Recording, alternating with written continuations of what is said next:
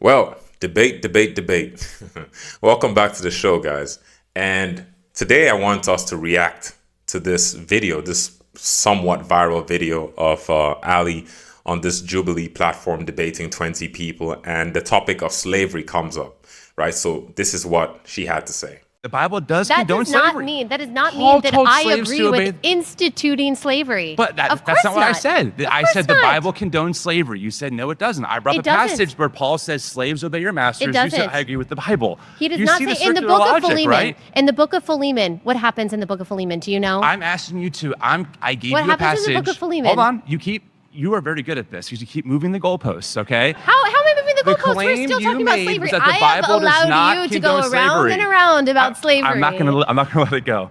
Paul says slaves to obey your masters. Yes. Do you agree with and Paul on wives that? submit to their husbands, and this is all in the context Okay, of children so the submitting to their fathers. That does Great. not mean that as an institution that he is condoning slavery. He's saying it's good. I think we can read Paul, God's heart slavery behind was- that. Well, that's a deep that interpretation. That's not in the text. What was not in the text? Well, like I said, I'm going to hammer it again. Paul He's not says saying that slavery is good. Paul knew You what was think that going on. He is? could have condemned it. You Yes. think he's saying that slavery Absolutely, is good? because Paul's a okay, part of let's this talk time. about a different kind of slavery that existed, which was bondservant, for example. So people were in debt, and so to pay their way out of debt, sometimes they would have bond service for a certain amount of time to pay their way into freedom. It was not always the same as the chattel slavery that we see in the 19th century in America, for example. Yep. And so it was a different context. And it was a different time. That does not mean that any of us should condone slavery. All I want to because say we is that shouldn't. you perfectly gave the framework for why we don't believe that homosexuality in the Bible is the same thing as it is But we today.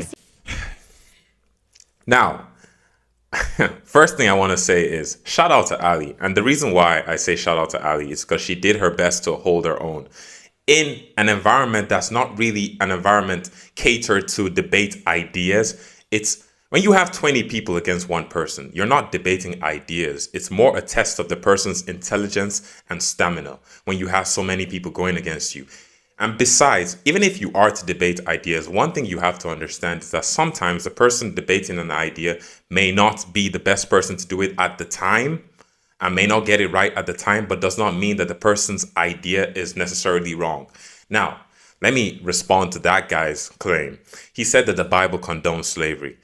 That is a nonsensical claim that the type of which you find atheists and all these other people making, and they feel very, I don't want to make it personal, but they feel very intelligent and justified when they make such claims. But if you were to read the Bible in its true context yourself, you could find the answer to that question yourself.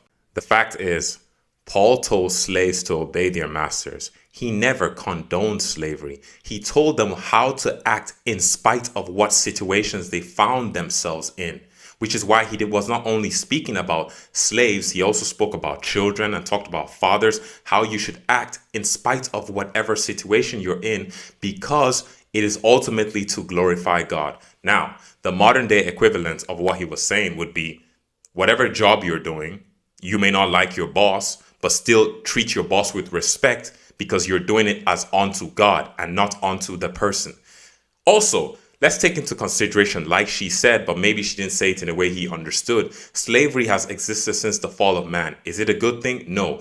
It has also existed in many different forms. I also find it funny that we like to pretend that the nature of war isn't as it has always been, where when people conquer another people, those people tend to become their slaves. And truthfully, even today, most people, if not everyone, is a slave to the system in which they exist. What can you do about it? Plus, the fact is, these people were already slaves. What was he supposed to tell them? Listen, rebel against your masters and go kill them and whatnot. He was telling them how to handle the situations that they were in at the time. The fact is that if not for Christian principles, slavery would still be a major thing in the Western world and all other parts of the world today. So while he argues on one hand that the Bible condones slavery, it is because of the Bible that we don't have slavery today. And that's just common sense. Lest you people forget, when Jesus came, Jerusalem and Israel was occupied by the Romans, right? And occupation is a terrible thing, as we have so loudly heard even in the world today. It's terrible, right? But did Jesus ever come to address the Romans and say, oh, I'm coming to fight for your salvation to get to rid you of the Romans? No. And the people expected that the Messiah was coming to do that. But Jesus' conquest and Jesus' mission was always spiritual, about things above and not earthly things. And that is the same in the same vein. That's the same vein in which Paul spoke.